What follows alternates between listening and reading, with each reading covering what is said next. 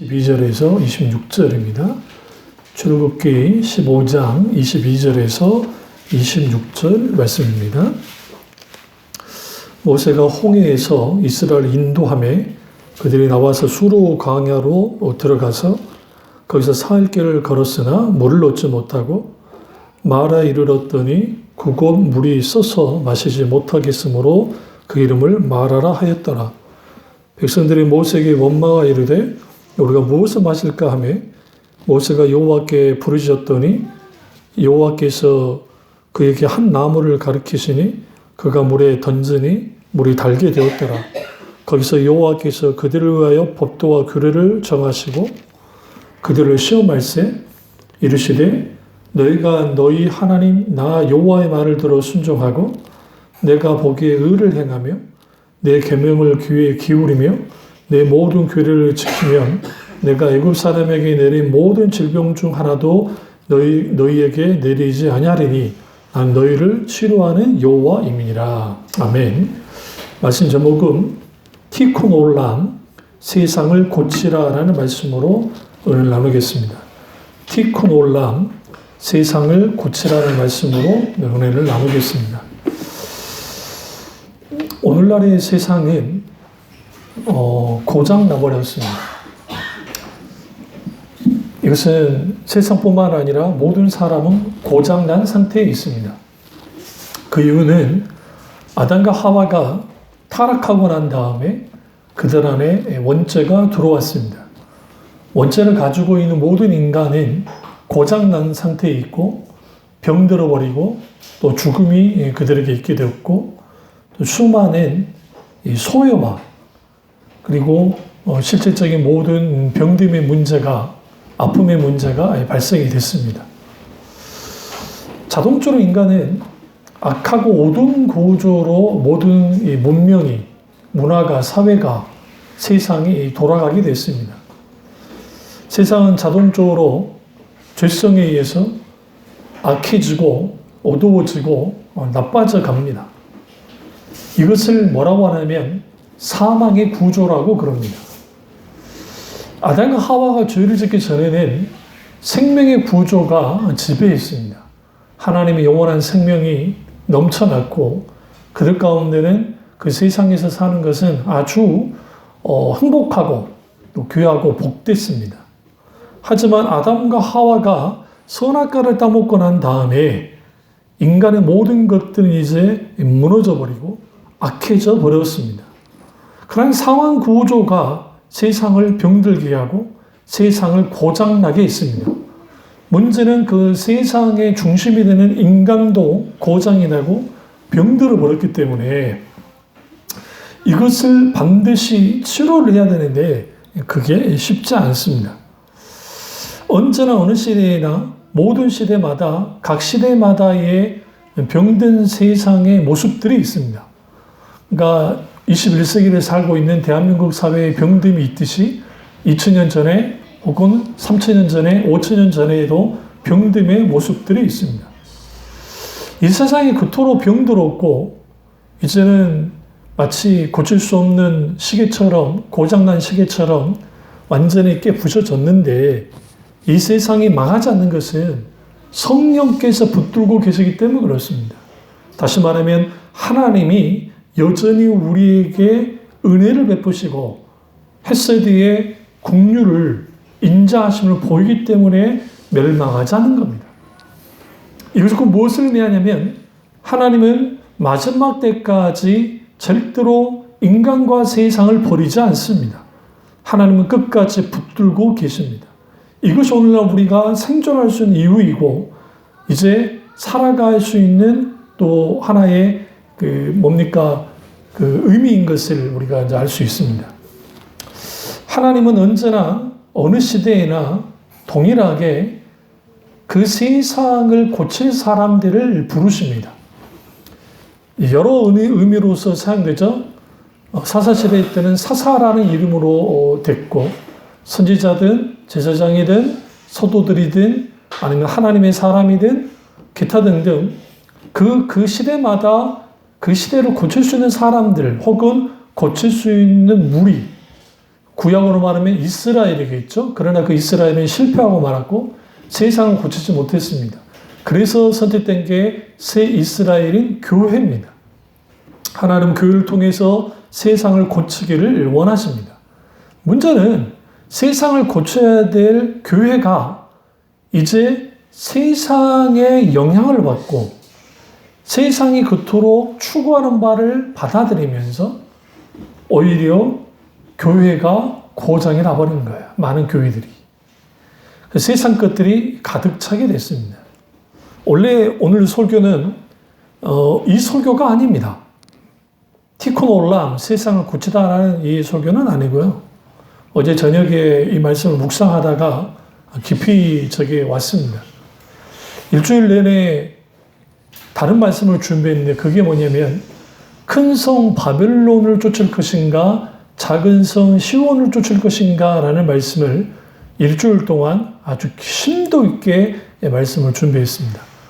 A4로 거의 한 13장이 될 만큼 아주 제가 생각해도 깊이가 있다 할 만큼 말씀을 준비했었는데 어제 티콘 올람이라고 하는 유대 사상에 대해서 제가 좀 알게 돼서 그걸 묵상하는 과정 속에서 하나 비추셨고 오늘 새벽에 부랴부랴 말씀을 준비하기 시작하고 그 다음에 강대선 올라오기 전에 저희 지금 목양실에서 말씀을 완성하고 올라왔습니다. 한마디로 뜨끈뜨끈한 말씀이라는 겁니다. 그러니까 여러분 잘 들으셔야 돼요. 예, 그런데 하나님이 우리를 고장난 세상에 두신 것은 원래의 목적이 아니에요. 왜냐하면 이 세상은 고장나지 않았었기 때문에. 그래, 이 고장을 누가 시켰느냐? 우리가 시킨 겁니다. 우리가 고장을 낸 거예요. 인간이 고장을 내버린 겁니다. 근데 이것을 하나님께서 알아서 다 고장난 것을 고칠 수는 있는데 하나님 스스로 왜 전지전능하시니까. 근데 하나님 스스로 고치시는 것이 아니라 인간을 통해서 고치시기를 원하십니다. 그래서 구약에는 수많은 하나님의 사람들이 등장하는 거예요. 노아를 통해서 그 시대를, 에녹을 통해서 그 시대를, 아브라함을 통해서 그 시대를, 모세를 통해서 그 시대를, 다윗을 통해서 그 시대를, 엘리야를 통해서 그 시대를, 신약에 와서는 사도들을 통해서 그 시대를 구원하기를, 고치시기를 원했던 겁니다. 문제는 이 세상이 고장날도록 고장났는데 그것을 고쳐야 되는 교회도 많이 고장이 났다는 겁니다. 그냥 마치 고장난 세상을 교회가 고쳐야 되는데 그 고쳐야 될 뭐가 교회가 고장이 난 거예요. 여기에서 우리의 뭐가 있습니까? 막힌 담처럼 아주 한계를 느끼는 거예요. 근데 걱정하지 마세요. 하나님은 다른 분도 많은 수를 통해서 하나님이 고친 적이 없어요. 각 시대마다 하나님은 단 한 명의 사람만이라도 하나님께 돌아서면 하나님은 그 사람을 통해서 시대를 바꿉니다. 고칩니다. 그렇기 때문에 하나님의 놀라운 역사는 하나님의 신앙의 본질 가운데 깊이 서서 이 세상과 이 세상 사상과 충돌하고 능히 이 세상을 고칠 수 있는 사람, 그 고칠 수 있는 사람은 그 사람의 능력이 많아서가 아니라 하나님께 붙들렸을 때, 진리에 붙들렸을 때, 성령의 놀라운 능력이 함께 했을 때 그 사람을 통해서 하나님이 뭐 하십니까? 세상을 고쳤던 것을 보게 되어집니다. 우리가 살다 보면 고쳐야 될 것들이 참 많습니다. 때로는 옥상에 물이 새거나 아니면 또 주로 많이 새는 게 주방 밑에 있는 거기가 물이 새기도 하고 아니면 화장실에 물이 새기도 하고 또 전기가 고장이 나기도 합니다. 그럼 우리는 그때마다 기술자를 불러서 고치든지 아니면 직접 고치기도 합니다. 우리 몸이 고장나면 우리는 의사에게 찾아가지요. 우리는 어떤 게 고장이 나면 불편하고 힘들기 때문에 고치려 듭니다. 세상도 마찬가지입니다. 정치인들과 또 경제인들과 기타 등등 사상가들과 철학자들과 종교인들도 다 세상을 좀 고쳐보겠다고 합니다. 왜냐하면 세상에 많이 병들어 있으니까. 그러나 그들이 고치려 할수록 더 망가집니다. 왜냐하면 그들에게 고칠 수 있는 능력이 없기 때문에 그렇습니다. 우리가 착각하지 말아야 될 것은 정치인들이 이 세상을 고쳐주지 못합니다. 물론 좀 더 낫게 만들 수 있을지도 모르고 좀 더 안 좋게 만들 수 있지만 우리가 환상을 가지면 안 돼요. 이 세상에 어느 누구도 하나님이 아닌 이상 완벽하게 고친다는 것은 불가능합니다. 그런 의미에서 우리는 우리가 이 세상을 고친다고 할 때에 그 세상을 고칠 수 있는 사람이 그리스도인이어야 되고 그 고칠 수 있는 집단이 교회여야 되는데 이게 정상적으로 작동하지 않는다고 하는 이 현실 앞에 우리는 반드시 하나님 앞에 회개해야 됩니다. 그러니까 우리는 이렇게 생각해요. 어떤 큰 교회가 문제를 일으켰어요. 어떤 교회가 문제를 일으켰어요. 그 교회 우리 교회와 상관없어. 그러니까 우리가 무슨 상관이야? 라고 생각할 수 있습니다. 그렇지 않습니다. 결국은 그리스도 안에서 모든 교회는 하나입니다. 왜? 보편적인 교회이기 때문에. 물론 개교회가 있긴 있습니다. 큰 성 바벨론을 쫓을 것인가 작은 성 시온을 쫓을 것인가 라는 말씀 속에서 이 부분을 깊이 다룰 거니까 이걸 일단 놔두도록 하고요. 세상이라고 하는 이 정말 고해의 바다 같은 이곳에서 우리는 어떻게 고칠 것인가? 그럼 왜 세상이 고쳐지지 않느냐? 성경에서 말하듯이 이 세상 왕이 사탄이기 때문에 그렇습니다. 이 세상의 임금은 사탄입니다. 근데 이 세상은 사탄이 사실은 주인이 아닙니다. 세상의 주인은 하나님이셨습니다. 하나님이 인간을 창조하시고 난 다음에 이 세상을 다스릴 수 있는 권세를 주셨습니다. 인간은 하나님 형상을 창조하시고. 그래서 인간은 왕적인 존재입니다. 이걸 분봉왕이라고 그래요. 이렇게 생각하시면 돼요. 황제가 있고 그 밑에 왕이 있는 거예요. 이게 이제 중국에 황제가 있으면 거의 본국의 왕국들이 이제 있던 것처럼 그러니까 그 하나가 조선이었어요. 조선도 그게 들어가요. 그런데 우리가 하나님 그분이 진정한 왕의 왕이시고 우리는 왕적인 존재가 되게 했는데 아담과 하와가 타락함을 통해서 그거를 어떻게 해요? 사탄이 채간 거예요. 그래서 사탄이 왕이 된 겁니다. 사탄이 하는 일은 뭐냐? 하나님이 창조한 세상을 파괴하는 겁니다.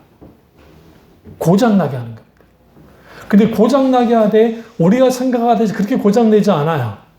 자기가 원하는 세상으로 만드는 거예요. 사탄이 원하는 세상으로 만들면 하나님이 원하는 세상과는 좀 반대가 되니까 하나님의 창조의 정신은 사라지기 시작하고 문제가 발생되는 겁니다. 그리고 사탄이 아담과 하와에게 부추겼듯이 인간에게 부추기는 겁니다. 인간의 탐심을 부추기고 하나님 없음을 부추겨서 이 세상을 마구마구 무너뜨리고 고장나게 만듭니다. 이러한 속에서 그리스도인들이 교회가 세상을 고친다는 것은 쉽지가 않습니다. 그렇기 때문에 우리는 어떻게 이 세상을 고칠까라고 하는 이 문제를 좀 깊이 생각할 필요가 있습니다. 오늘 본문에서 출애굽 백성이 이집트를 이제 하나님 은혜 가운데 탈출했습니다. 하나님이 홍해를 가르시고 거기에서 그들이 이제 광야까지 들어오게 됩니다. 성경에는 이렇게 말합니다. 홍해에서 건넜고 그들이 수르 광야에 들어갔습니다. 사흘 길을 갔는데 물을 찾지 못한 겁니다. 그들이 급하게 나올 때 물을 가지고 나왔겠지만 오늘날 같이 무슨 물통이 있는 것도 아니고 우리가 무슨 생수가 있는 것도 아니기 때문에 그 물을 가지고 나온 것은 한계가 있었을 겁니다. 사실은 그들은 물을 생각지 않았을 겁니다. 왜? 하나님께서 설마 광야로 인도할까 그 생각하지 못했을 겁니다. 문제는 수르 광야로 들어온 겁니다. 물을 사흘 동안 마시지 못한 상황이 벌어진 거예요. 그러니까 이제 극이 달한 겁니다. 그런 상황에서 물을 이제 만나게 됩니다. 마라라는 지역에서 이제 그 지역을 마라라고 썼는데 마라 이르렀는데 그 지역에서 물을 발견한 겁니다. 물을 발견했는데 그 물이 썩은 물인 거예요. 이 세상이 썩은 물같이 악취가 진동합니다. 마시면 죽습니다. 그런 속에 있으니까 이스라엘 백성들이 어떻게 하느냐? 모세에게 원망합니다. 그러면서 우리가 무엇을 마실까라고 이제 말을 하는 겁니다. 어떤 면에서 이 말은, 이 요구는 정당한 겁니다. 왜냐하면 하나님께서 광야로 들어오게 하셨으면 하나님께서 마시게 하는 게, 물을 마시게 하는 게, 물을 예배하는 게 당연한데, 이런 상황이 벌어진 거예요. 그러니까 오늘날 우리가 예수님을 믿어요. 예수 믿고 복 받고 예수 믿고 천국 갑시다라고 하는 아주 가벼운, 싸우려 복음을 가지고 나오는데, 거기에서 사람들이 막상 신앙생활 하다 보니까 그게 아니고 실망해서 교회를 떠난 사람들 생각보다 많고. 왜? 예수 믿으면 잘 되고, 예수 믿으면 복 받고, 예수 믿으면 성공하고, 예수 믿으면 진학도 잘하고, 예수 믿으면 다 된다고 생각했는데 막상 그러니까 아니거든요. 성경 그렇게 말하지 않아요. 오히려 예수님을 따르면, 예수를 믿으면 고난이 닥치는 경우가 많았습니다. 물론 하나님의 복도 있었지만. 오늘 그 경우예요. 이집트만 빠져나오면 앞뒤에서 벗어나서 이제는 좀 평안한 삶이, 괜찮은 삶이 있을 줄 알았는데 가장 먼저 만난 게 광야였어요. 또 하나 만난 게 뭐예요? 물 없음이었어요. 이게 오늘 그들을 짓누르는 겁니다. 이때 모세가 했던 게 뭐냐면 여호와께 부르짖었습니다. 그러니까 이스라엘 백성이 하나님께 부르짖은 게 아니고 모세가 하나님 앞에 부르짖었습니다. 그러자 여호와께서 말씀합니다. 한 나무를 가리키시고 그 나무를 던지라고 말씀하십니다.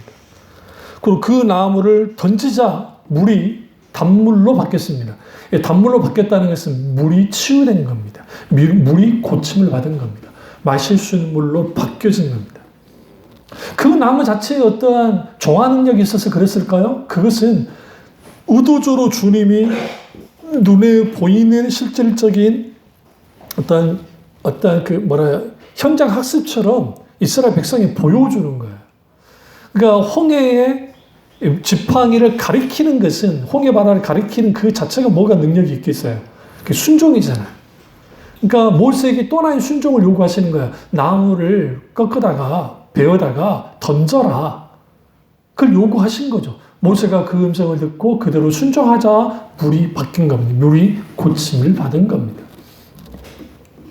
여기서 우리는 뭘 알 수 있냐면 하나님은 고치시는 분이라는 겁니다.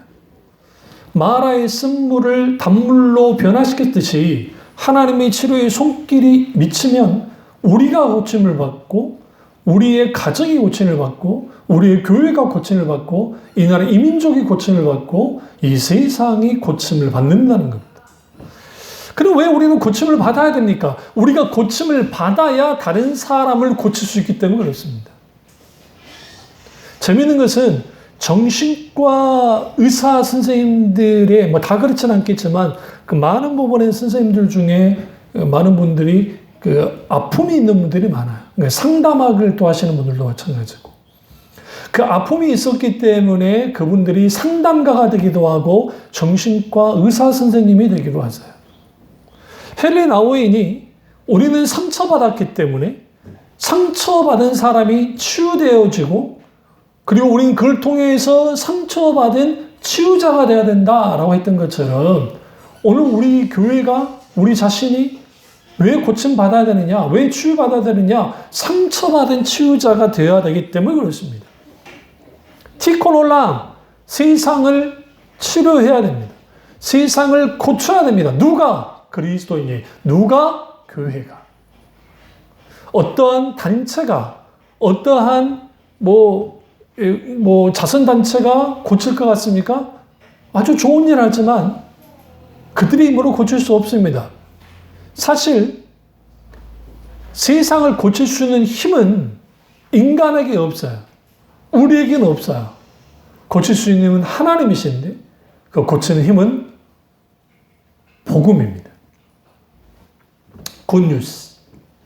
십자가의 복음만이, 하나님 나라의 복음만이 이 세상을 고칠 수 있습니다. 티쿤 올람은 세상을 고친다는 뜻을 했습니다. 티쿤은 고친다라는 의미고 올람은 세상을 뜻합니다. 이거는 사실 유대교 사상이에요. 목사님, 유대교 사상을 왜 가지고 나왔습니까? 우리가 배울 것은 배워야 되기 때문에 그렇습니다. 물론 여기 문제가 있는 것도 있습니다. 그건 제가 다룰 겁니다. 유대인은 그들 스스로가 여호와 하나님의 대리자라고 생각합니다.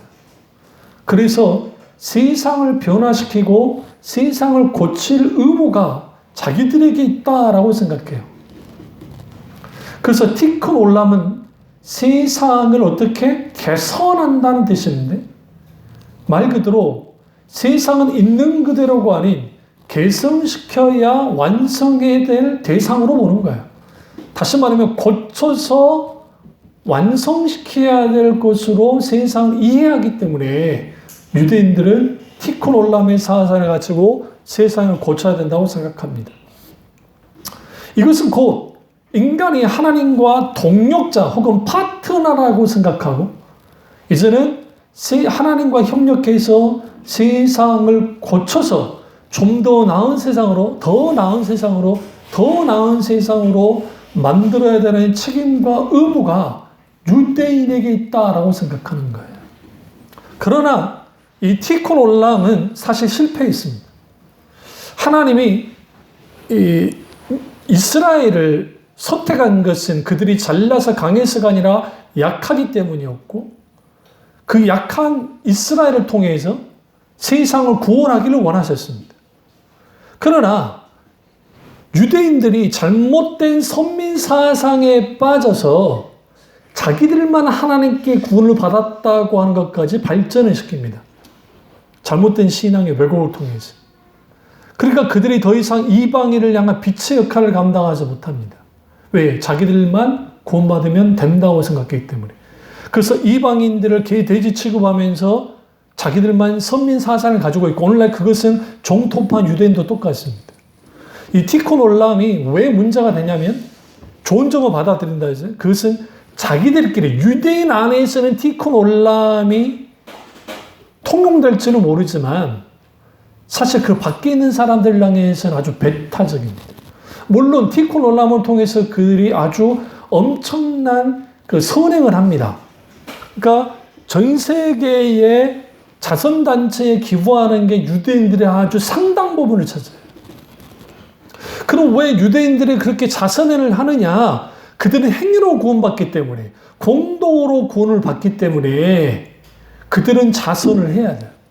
그래서 이스라엘 그 가정마다, 정통파 유대인들 가정마다 째다까라고 하는 그런 저금통 같은 것을 집에다가 설치합니다. 그리고 밖에 거리에도 째다까라고 하는 함이 있습니다. 특별히 예루살렘의 유대인 구역을 딱 들어가면 거기에 전봇대 같은데 거기에 째다까라고 하는 이 구제함이 있고, 사람들이 가면서 거기다 동전을 집어였거나 지폐를 집어여요.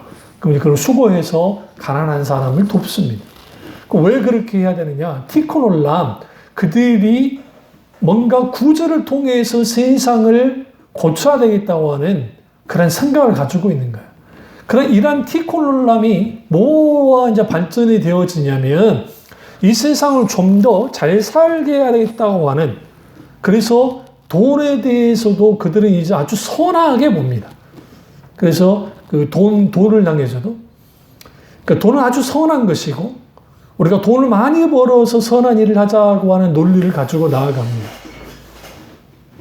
물론 거기에는 긍정적인 것도 있고 부정적이고, 오늘 그걸 다룰 게 아니기 때문에 일단 놔두고요. 그러면 그들은 하나님이 세상을 창조했지만 미완성 상태로 놓아뒀기 때문에 이제 우리는 좀 더 나은 세상으로 만들어야 되겠다고 하는 그 종교적인 신성한 의무라고 생각해요, 유대인들이. 이거는 신학적인 모순을 갖고 있는 겁니다. 왜 그러냐면, 하나님이 창조하실 때의 그 세상이 미완성이 아닙니다. 왜냐하면 하나님이 보시기에 좋았더라 했어요. 여기 토브 엘로힘, 이 토브라고 하는 것은 좋다라는 단순한 의미를 갖고 있는 게 아니에요. 그러니까 좋다는 의미야. 하나님 보시기 좋았다는 거죠. 그런데 이 토브라는 의미 속에는 여러 의미를 갖고 있는데 그게 뭐냐면 완성하다는 의미도 있어요. 만족하다는 의미가 있어요. 하나님 보시기에 만족스러웠어요. 세상 창조가. 그러면 하나님께서 창조하시고 난 다음에 주님이 그냥 손 놓고 계신 것이냐? 그렇지는 않습니다. 왜? 하나님이 다스리고 통치하시잖아요. 그렇기 때문에 하나님의 창조의 역사는 성령님을 통해서 여전히 진행 중이에요. 그러니까 유대인들이 생각하듯이 하나님이 창조한 세상이 미완성이었기 때문에 티코놀람 하는 게 아니라 우리는 하나님이 완성된 세상이었는데 완벽한 세상이었는데 아담과 하와가 타락해서 고장냈다고요. 그러니까 고장낸 그 세상을 그리스도인들은 고쳐야 되는 거예요. 교회가 고치는 거예요. 유대인이 고치는 게 아니라고요, 사실은. 유대인들은 자기들을 고칠 수 있다고 생각합니다. 왜? 메시아이신 예수 그리스도를 거부하기 때문에 그렇습니다. 그러면 하나님께서 우주 만물을 창조하셨고 이 세상을 그냥 내버려 두시는 분이냐? 그렇지 않습니다. 이 신론은 하나님이 우주 만물을 창조하시고 난 다음에 그 창조의 법칙대로 움직이게 하고 하나님이 더 이상 간섭하지 않는다는 게 이 신론이에요. 이게 이단 사상입니다. 하나님은 여전히 개입하십니다. 간섭하십니다. 그런데 누구를 통해서 하시느냐? 하나님의 백성, 하나님의 사람들을 통해서 그렇게 하시는 겁니다. 그런 의미에서 티큰 올람은 아주 중요합니다. 왜 그러냐면 유대인들에게서 배워야 될 게 티큰 올람의 사상에서 가장 중요한 것은 인간은 태어나는 것이 아니라 인간은 되어가는 것이다 라는 거 배우셔야 돼요. 그러니까 기독교적인 관점에서 티큰 올람을 이해하면 그리스도인은 어떻게 해요? 태어나긴 하죠. 그러나 중생의 체험을 통해서 위로부터 다시 태어납니다. 그리고 우리는 어떻게 되어가는 거예요? 그리스도를 닮아가는 그리스도화 되어 가야 돼요. 인간은 되어가는 거예요. 그래서 끊임없이 우리는 이 세상을 어떻게 해요? 개선하고 완성시켜야 된다라고 생각하는 유대인들이에요. 여기서 개선하고 완성한다는 것은 더 발전시키고 한다는 좋은 의미도 있지만 이게 인본주의적인 관점에서 들여다보면 인간의 어떤 창조된 행위를 통해서 여러 가지를 하겠다는 거죠. 그래서 유대인들이 칭찬도 많이 받지만 아주 경멸의 대상이 되는 이유는 그리고 노벨상도 많이 받았지만 거기서 파생되어지는 그들이 의도하지 않았지만 잘못된 것들이 아주 많았습니다. 예로 프로이드의 정신분석학이라는 것도 이 사람도 유대인입니다. 제가 알기로 다윈도 유대인입니다. 그러니까 이 유대인들이 생각보다 많습니다. 그러니까 유대인들이 어떤 사상을 많이 만들어내냐면 무신론적인 사상, 하나님을 대적하는 것도 많이 만들어내요.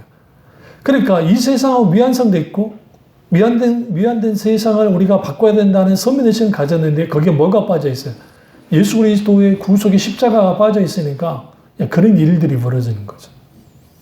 그러면 목사님 이렇게 위험한 사상을 왜 말씀하시는 위험하진 않아요. 왜 그러냐면 세상을 고친다는 것은 사실 그리스도인에게 주어진 사명이기 때문에 그렇습니다. 우리는 하나님을 도와서 창조의 역사를 완성해야죠. 이게 하나님의 뜻이기 때문에.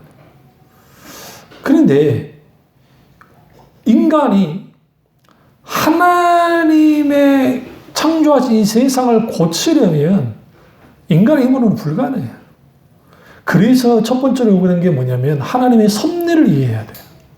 티콘 올람 세상을 고쳐야 되는데 세상 고치는 첫 번째는 하나님의 섭리를 이해해야 돼요.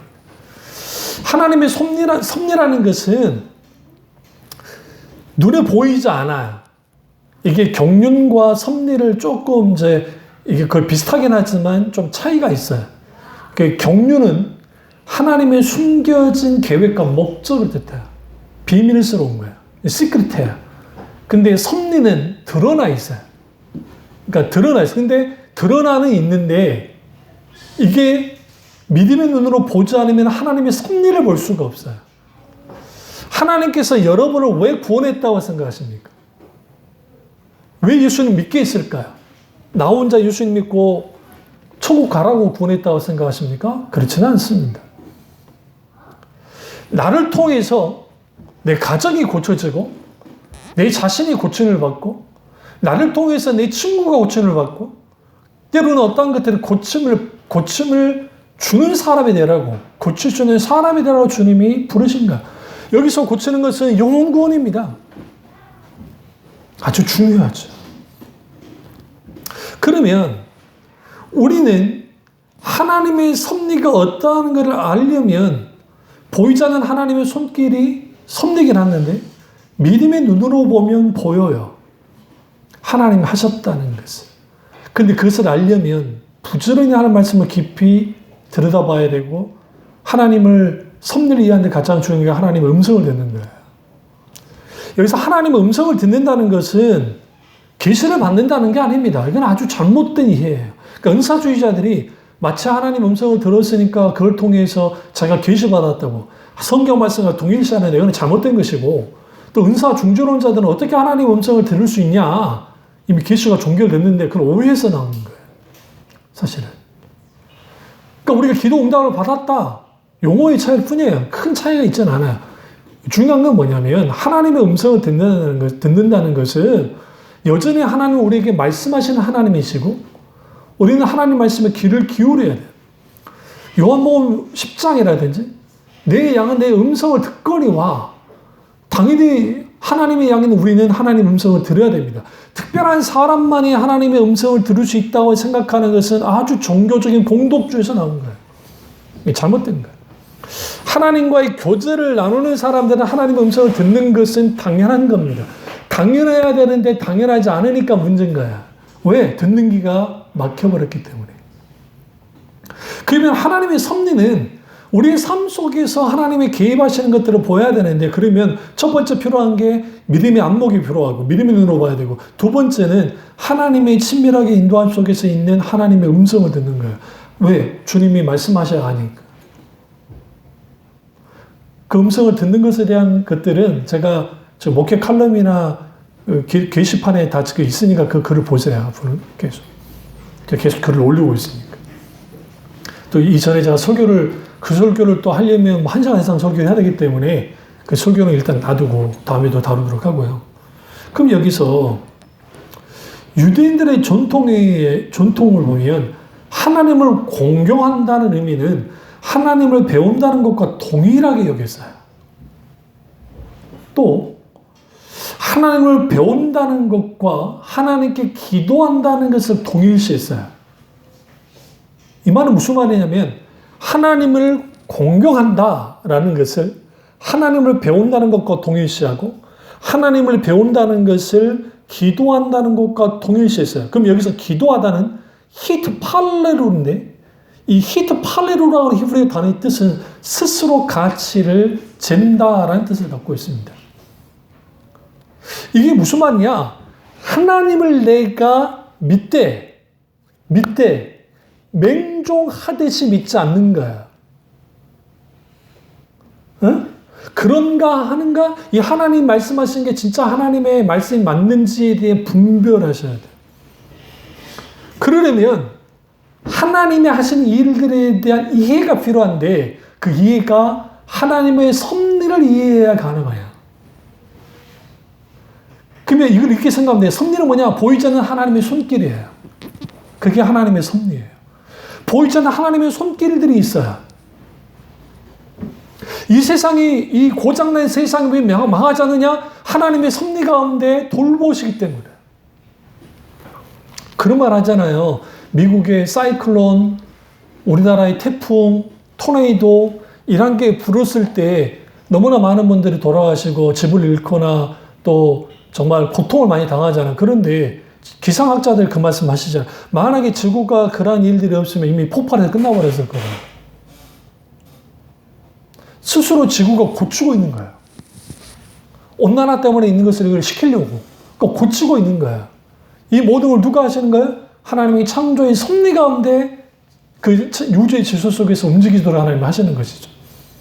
그런 의미에서 우리는 하나님을 공경한다는 것은 하나님을 배운다는 것이고, 하나님을 배운다는 것은 기도하는 것이다. 그럼 뭐가 이게 중요하냐면, 이스라엘의 교육은 시나고그에서 이제 토라 교육과 탈무드 교육이 있습니다. 제가 학부 때 그 논문 제목이 뭐냐면, 그 기독교 교육인가, 그 유대 교육이었어요. 유대 교육에 대해서 제가 학부 논문을 썼는데, 지금 그 논문 보면 참 웃긴 거죠. 그럼 논문이 할 수도 없죠. 그런데 그 논문에서 쓸 때에 유대인은 아주 고대로부터 예수님 당시에 말한 것도 없고, 교육은 철저하게 시켰습니다. 왜냐하면 신명기서에 하나님의 말씀을 계속적으로 이마에 둘 만큼, 말씀을 손목에 새길 만큼, 두고 할 만큼 말씀을 강조했기 때문에 사실 유대인들에게 있어서는 뭐가 거의 문맹률이 거의 없습니다.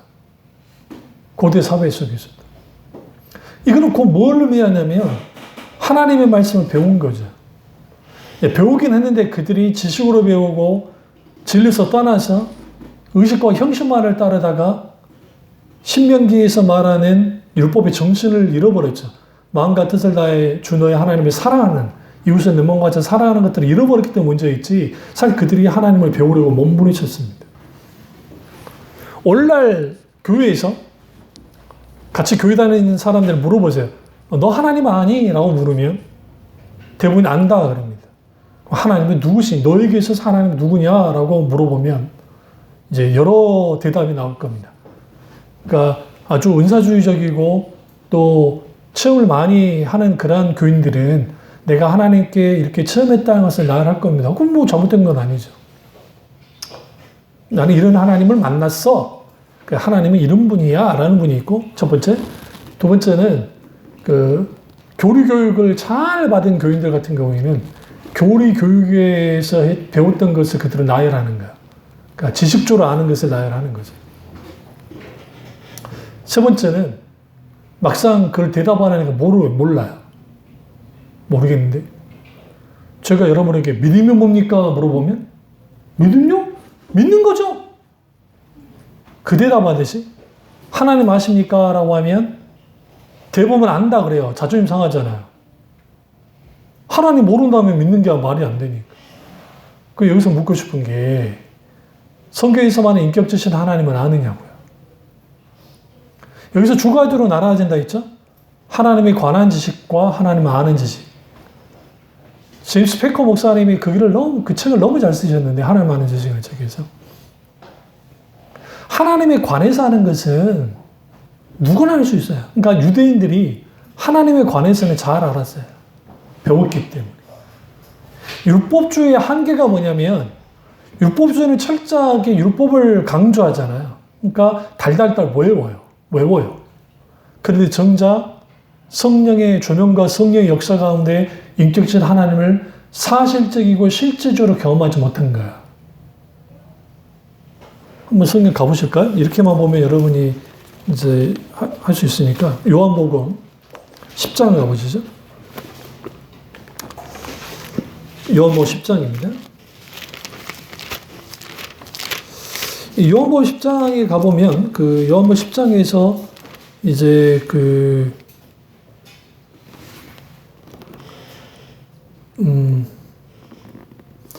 예수님이 누구신지에 대해서 이제 말씀하신데 15절 보시면 10장 15절 아버지께서 나를 낳으시고 내가 아버지를 아는 것 같이 나는 양을 위하여 목숨을 버리노라 라고 말씀하시죠. 그리고 30절에 나와 아버지는 하나다. 그리고 우리 기독교인은 그러면 이제 이 말씀을 통해서 하나님을 알 때 어떻게 알 수 있느냐? 예수님을 통해서 알아요. 그러니까 예수님을 경험함을 통해서 알아요. 27절 내 양은 내 음성을 들으며 나는 그들을 알며 그들은 나를 따른다. 여기 두 가지가 중요하죠. 그들을 하나님이 알아요. 근데 그들이 주님을 따라요. 그러니까 우리가 예수님을 안다 할 때는 지식으로 내가 하나님을 안다라고 끝나는 게 아니라 따르는 것까지 포함해요. 5장 가보세요.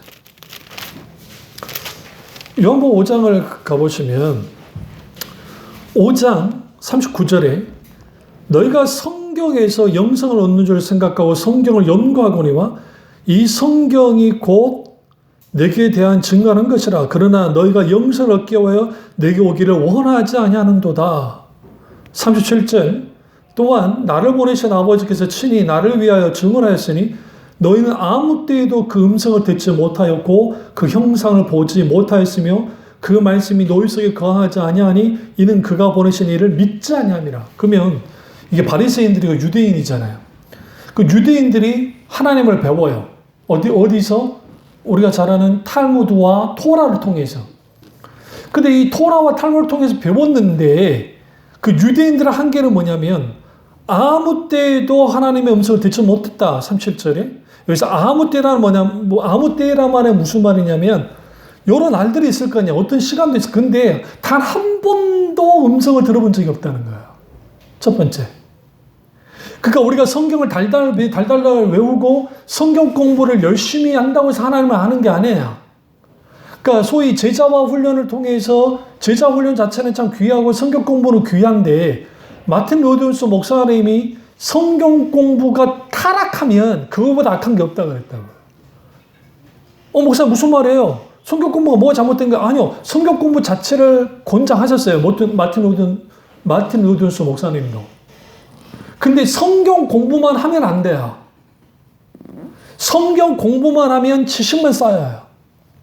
지식 쌓이는 것 자체는 나쁜 게 아닌데 그게 다라고 생각하니까 문제예요. 이게 소위 말하는 문자주의, 율법주의로 딱 갈 수 있는, 잘못되게 갈 수 있는 혹은 관념적인 신앙에 소위 지식적인 신앙에 머무를 수 있는 그런 위험에 빠져요.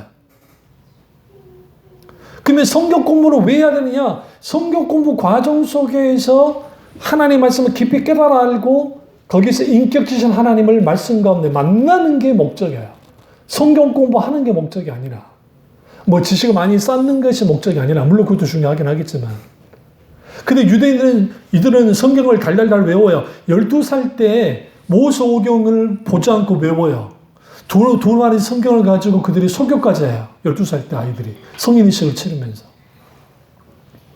그럼에도 불구하고 그들은 뭐였어? 하나님의 음성을 듣지 못했다는 아무 때도 단 한 번도 들어본 적이 없다는 거죠. 그리고 그 다음에 또 그 형상을 보지 못했다. 이 형상은 뭐냐면 하나님의 임재를 경험한 적이 없는 거예요. 다시 말하면 하나님을 만난 적이 없는 거예요. 이게. 그러니까 지금 제가 티쿤 올람이라고 하는 이 유대인들이 세상을 고치자는 사상 그 자체는 정말 귀한데 왜 그들이 티쿤 올람을 세상 고칠 수가 없냐면 살아서 역사하시는 하나님을 경험한 적도 없고 그럼 이렇게 말합니다. 목사님 그들이 종교 체험 있지 않습니까? 그 종교적 체험은 종교적인 카타르시스 사탄에 의해서 그럴 수 있어요. 방언에 대해서 사탄의 언어라는 식으로 막 공격하는 분들의 그 논리가 뭐냐면 남녀 호랑개교에서도 방언을 한다는 거죠. 방언 비슷하게. 근데 오해에서 나온 거예요. 분명히 방언은 있어요. 저도 뭐 방언에서 받았으니까. 이거 다음에 은사 다루도 하겠지만. 그러면 모든 율법주의 한계는 뭐냐면 살아서 역사하는 하나님을 음성을 첫 번째 듣지 못하고 그냥 문자에 묶여 있기 때문에. 그래서 로마서에도 사도 바울이 고린도후서 3장에서도 신앙은 문자에 있지 않아요. 문자는 망하게 한다 그랬다. 성령에 의해서 뉴테스터먼트, 새 언약은 성령에 의해서 세워지는데 그런데 여기서 중요한 게 음성을 듣지도 못하고 하나님을 임서를 경험하지도 못하는 그런 일이 벌어지는 거예요. 그럼 오늘날의 교회가 왜 세상을 고치지 못하느냐면 하나님의 음성을 듣는 것부터 문제가 생겨 있어요. 하나님의 음성을 들으려면 기도가 회복돼야 되거든요. 하나님의 음성을 들으려면 하나님과 친밀한 교제는 필수거든요. 신앙의 본질로 돌아가는 건 필수거든요. 이거 없이 하나님 음성을 듣는 건 불가능해요. 물론 은사주의자들은 하나님의 음성을 들었다 저런 음성 들었다 말할지 모르지만 근데 그것은 열매로서 드러나야 돼요. 제가 누군가를 위해서 기도할 때 어떤 하나님의 내적 감동을 줘요. 그런데 그렇다고 해서 무조건 제가 그를 나한테 강하게 감동이 있었으니까 이게 하나님이 하신 것이고 뭔가 스쳐 지나가시 감동이 있었다고 해서 그게 하나님이 하지 않는 것이다. 그렇게 생각지 않아요. 저 민감하게 반응하려고 그래요. 아무리 내게 강하게 어떤 확신이 주어져도 그것이 내 생각인지 아닌지 모르죠. 그러니까 말씀에 붙여 들여다봐요. 말씀에 분별해봐야 되고 깊이 하나님 앞에 기도해야죠. 분별해야 돼요. 때로는 그 사람을 놓고 생각하고 기도할 때도 있지만 그 사람을 생각하고 있을 때 갑자기 하나님이 감동하실 때 있어요. 스쳐 지나가듯이. 근데도 그것이 하나님의 음성 경우가 있어요. 놓치지 않으려고 몸부림칩니다. 실제로 그럴까? 마찬가지로 우리가 이 티크놀람 세상을 고치는 데 있어서 가장 중요한 것은 결국은 이 고장난 세상이 그대로 있으면 안 되니까 그러면 하나님의 섭리를 이해하는 그리스도인들이 세워져야 돼요. 하나님 운행하는 손길들을 봐야 돼요. 보려면 하나님 음성을 들어야 되고 하나님과 친밀한 교제가 있어야 되고 하나님의 임재가 분명하게 회복이 돼야 돼요. 그런 사람들이 하나님의 섭리를 깊이 합니다. 물론 하나님의 섭리는 성경 말씀 가운데 깊이 새겨져 있습니다. 그래서 하나님의 말씀 가운데 깊이 하나님의 섭리를 이해해야 돼요. 이게 아주 필요합니다. 그래서 인간이 하나님의 이러한 사역에 동참하기 위해서 가장 필요한 게 뭐냐면 반드시 하나님의 섭리를 이해해야 되고 두 번째는 세상을 고치기 전에 내가 먼저 고침받아야 돼요. 내가 고쳐져야 돼요. 모든 사람에게는 고장난 부분이 있습니다. 참 재밌는 게 요즘에 이 사람들의 수명이 많이 늘었잖아요. 근데 재밌는 거는 40대를 기점으로 다들 에고 한다고요. 좀 재밌지 않으세요? 물론 이제 과거에 비해서 과거의 40대와 오늘날의 40대를 보면 정말 다 더 건강하고 더 좋은 것 같긴 하지만 그러나 이제 몸의 변화는 비슷하게 있는 거죠. 우리 모두는 고침을 받아야 됩니다. 누가요? 내가 고침을 받아야 돼요. 출애굽기 15장 26절에 나는 너희를 치유하는 여호와다라고 그래요. 그럼 여러분 다시 본문 한번 가보시면요. 이 출애굽기 15장 26절에서 26절 이전에 보시면 이제 25절에서 주님이 뒤를 쭉 보시면 거기서 여호와께 그들을 위하여 누구를 위하여? 이스라엘 백성을 위하여 법도와 율례를 정하셨어요. 두 번째 그들을 시험했어요. 여기서 중요한 게 있습니다. 하나님이 고치셨어요. 뭘 고쳤죠? 물을 고쳤습니다. 근데 하나님은 거기로 멈추려 하지 않았어요. 이제 하나님이 이스라엘을 고치기로 원하세요. 그게 사실 광야 이스라엘의 40년은 뭐였냐면 이스라엘 백성을 고치는 기간이었어요. 이집트에서 아주 죄 가운데 살았던 이스라엘 백성들, 수많은 다신 속에 살았던, 노예로 살았던 그 노예 근성들, 툭하면 하나님께 대적하는 이런 것들, 이 불신앙들을 고치는 기간이 40년이었는데 그 40년 동안에도 안 고쳐졌어요. 이를 통해서 사람은 잘 고쳐진다, 안 고쳐진다? 안 고쳐져요. 근데 안 고쳐지면 죄송합니다. 개고생합니다. 구약의 인물 중에 가장 안 고쳐진 사람이 누구예요? 야곱이에요. 야곱이 바로 앞에 딱 섰을 때 했던 말은 내가 험악한 세월을 살았다고 그랬어요. 여러분 성경에 내가 정말 험악한 인생을 살아준다는 사람이 없어요. 아브라함도 좀 파란만장한 인생 살았잖아요. 안 그런가요? 정말 잘 살다가 75세 때 하나님께 부름받아가지고 세상에 가나안 땅. 제가 늘 비유하잖아요. 내가 강남에 빌딩 수천억짜리 빌딩에 살다가 상도동으로 이사 온 거라고. 그것도 그냥 싸게 팔아가지고 여기 온 거랑 똑같다고. 응? 왜? 우리 이 상도동은 강남의 끝자락이니까. 강남 지역의 끝자락이니까.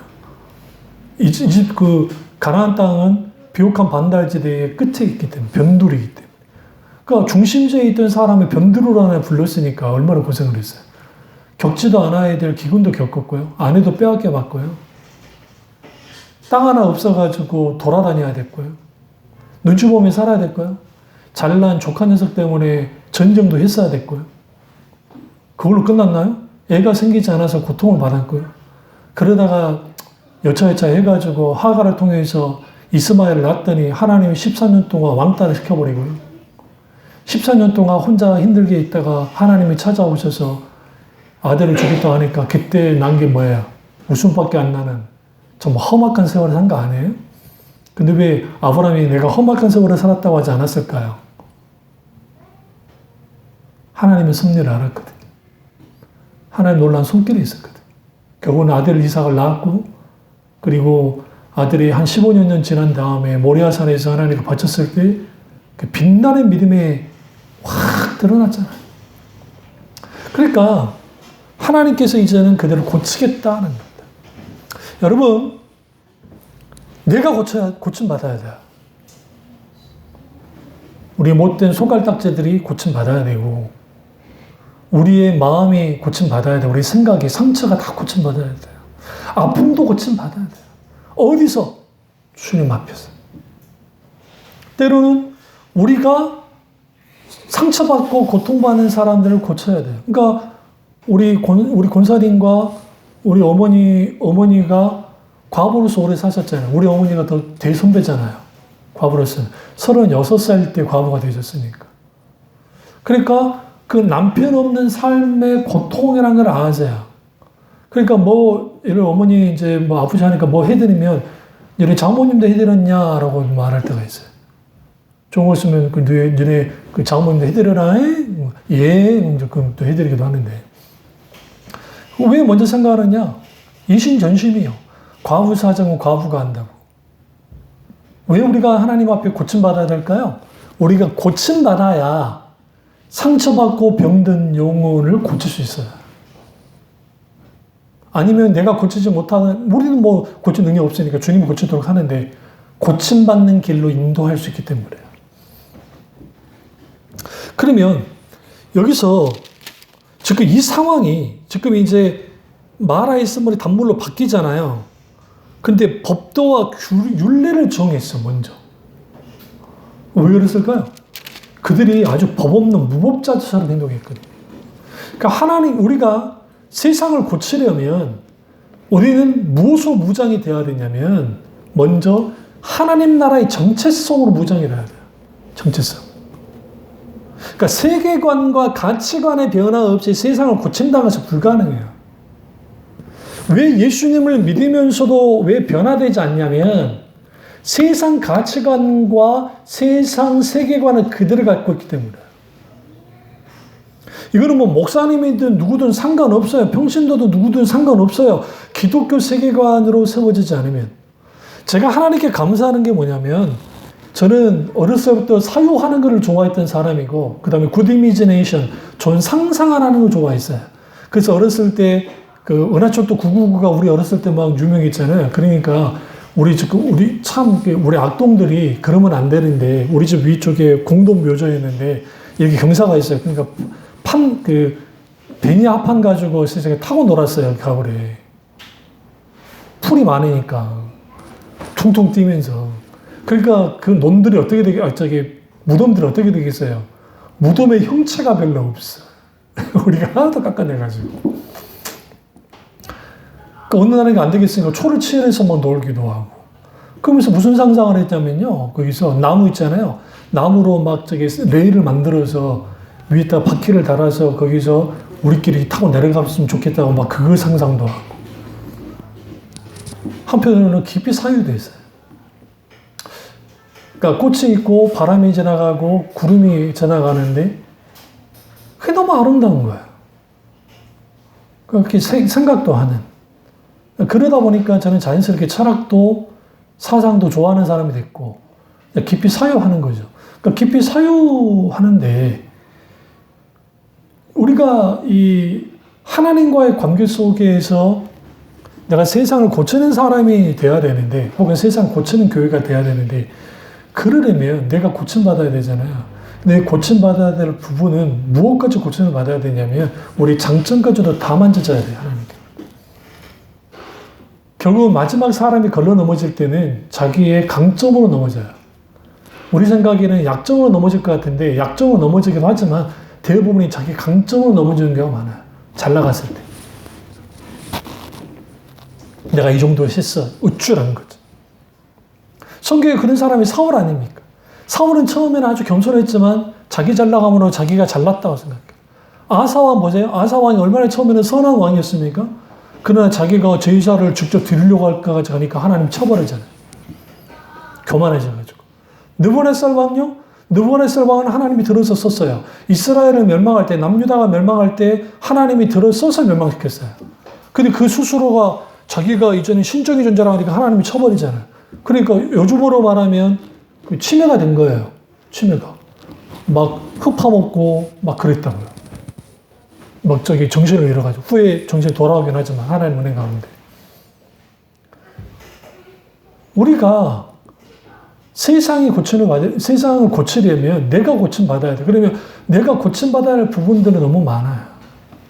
그래서 치료는 한 번으로 끝나는 것이 아니라 계속 치료돼야 돼요. 나는 치료하는 여호와임이라 할 때 이 치료한다는 것은 라파인데, 히브리어 단어로 라파인데, 이 라파의 뜻은 회복한다는 뜻이에요. 치료한다는 뜻도 있고 회복한다는 뜻이에요. 근데 어떻게 회복하느냐? 치료하는 여호와가 계속적으로 치료해 주는데, 여기서 중요한 게 있어요. 뭐가 중요하냐면 이거죠. 조구 요건은 이제 여기 보면 26절, 너희가 너희 하나님 나 여호와의 말을 들어 첫 번째 순종하고, 두 번째 내가 보기에 의를 행하고, 세 번째 내 계명에 귀를 기울이고, 네 번째 모든 규례를 지키면 애굽 사람에게 되는 모든 질병 중 하나도 너희에게 내리지 아니하리니 나는 너희를 치료하는 여호와니라. 여기서 질병이 임하지 않을 거다라는 말을 하는 거예요. 이 단순히 하나님이 막아주겠다는 게 아니에요.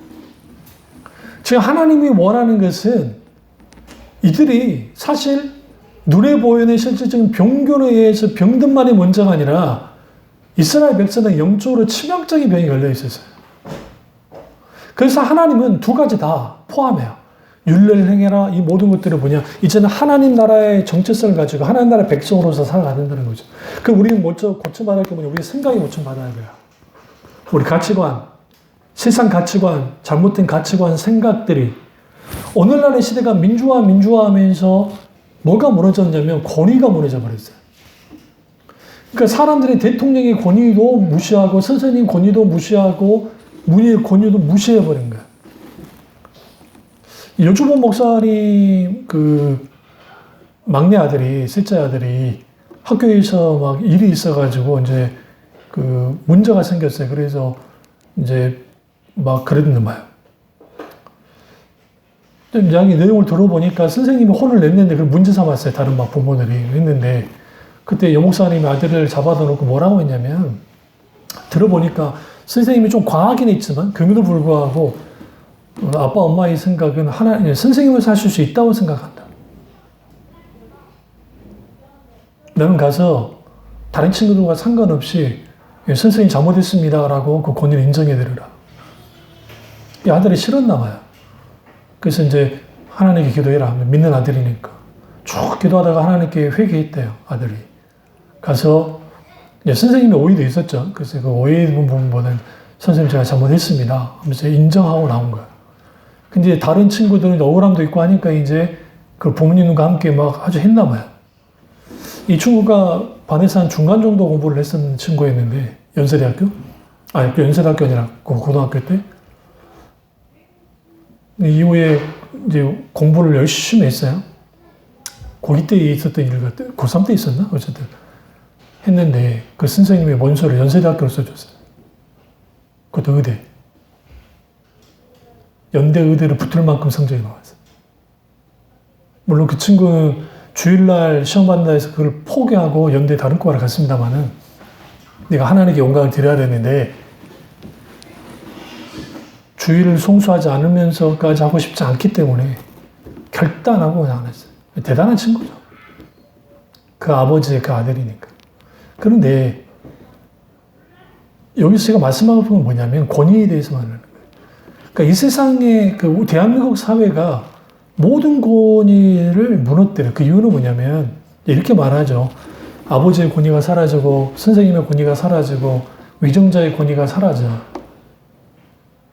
왜 권위가 사라지느냐? 질서가 무너지니까 그래요. 그러니까 인본주의 사상은 서양 사상의 가장 큰 문제는 뭐냐면 너나 나나 동일하다는 거죠. 동등하다는 거죠. 그게 강점으로 좋은 쪽으로 갔을 때에는 그 인종차별하지 않고 남녀 차별하지 않고 또 아이들 함부로 자기 소유같이 하지 않는다는 의미도 있지만 이게 잘못 작동되어지면 모든 권위까지 깨요. 그래서 그 신학자들이 미국이나 유럽이, 특별히 유럽의 기독교가 깨졌던 이유 중에 하나가 사회 문화적인 이제 접근을 했을 때 그게 뭐냐면 아버지 권위가 무너지고 난 다음에 유럽에서 기독신앙이 깨졌다는 거예요. 이게 제 말이 아니에요. 세계적인 학자들이 했던 말이에요. 하나님을 우리가 아버지로 두죠. 그래서 아버지 하나님을 권위 있는 분으로 여기잖아요. 근데 육신의 아버지의 권위를 인정하지 않는 사람이 보이지 않는 하나님의 권위를 인정하는 것은 불가능해요. 사실은. 이게 비단 아버지만을 말하는 게 아니고 그건 어머니든 누구든 어른들을 말하는 거예요. 그러니까 어른이 어른 같지 않으니까 그럴 수도 있겠지만 그러나 이러한 것들이 무너지니까 하루아침에 땅에 떨어지는. 그래서 팀 캐러 목사님의 말도, 팀 캐러 목사님 그랬군요. 팀 캐러 목사님 탕부 아버지에 대해서 말하면서 그러는 거예요. 그러니까 결국은 탕부와 하나님은 물러 터지고 막 줏대도 없는 것처럼 보이지만 근데 이 하나님이 어떤 하나님이냐면 자녀를 구원함에 있어서는 자녀를 회복함에 있어서는 모든 걸 거는 아버지. 그래서 큰아들도 거기에 대해서 항거할 수 없어요. 근데 큰아들이 아버지의 권위를 치고 나오잖아요. 그러니까 그 전까지는 아버지 권위 밑에 있는 것처럼 느껴졌는데 권위를 치고 나오면서 예수님이 이 말을 하는 거예요. 탕자 비유 속에서. 큰아들은 누구예요? 바리새인과 종교 지도자들이고 작은아들은 죄인들과 세리들과 그들인데 하나님 원하는 자가 누구냐는 거예요. 처음에는 아버지의 권위를 깡그리 무너뜨렸던 둘째 아들이 결국은 아버지가 돌아온 거죠. 돌아오는 자가 권위를 인정하는 자예요. 오늘 말씀이 길어져서 이 설교를 다음 주에도 이어서 하겠습니다. 제 시간이 많이 갔기 때문에 결국 우리가 뭐 해야 된다고요? 세상을 고치려면 내가 먼저 고침 받아야 된다. 우리 생각에 대해서 말하는 다음 주에 이제 마음을 어떻게 고칠지, 우리의 의지가 어떻게 고쳐질지, 그리고 가정이 어떻게 고쳐질지, 교회가 어떻게 고쳐질지, 그리고 이 나라가 어떻게 고쳐질지, 마지막 이 세상이 어떻게 고쳐야 될지 이 부분을 다루도록 하겠습니다. 기도하겠습니다. 기도하실 때 오늘 이 말씀이 나의 말씀이자